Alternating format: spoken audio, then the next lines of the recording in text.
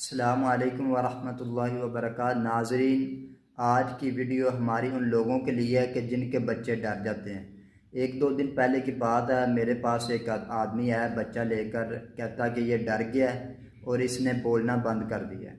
तो वो उससे कोई सवाल करते थे ना, वो खामोशी से सहमा सहमा सा डरा डरा सा लग रहा था, कुछ भी नहीं बोल रहा था। हालांकि वो बहुत होशियार बच्चा था और हर वक्त शरारतों में लगा रहता था। तो उसने कहा ये कार साहब, ये ना बच्चा डर गया, इसको दम कर दे।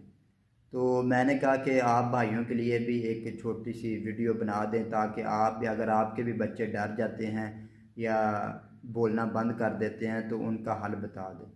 तो आपने करना क्या है कि 3 मरतबा सूरत फातिहा पढ़नी है, 3 मरतबा आयतुल कुर्सी पढ़नी है और 3 मरतबा आखिरी जो कुल हैं सूरत फलक और नास, ये पढ़ के और एक आखिर में दुआ पढ़नी है, औज़ु बिकलिमातिल्लाहि ताम्माति मिन शर्रि मा खलक़।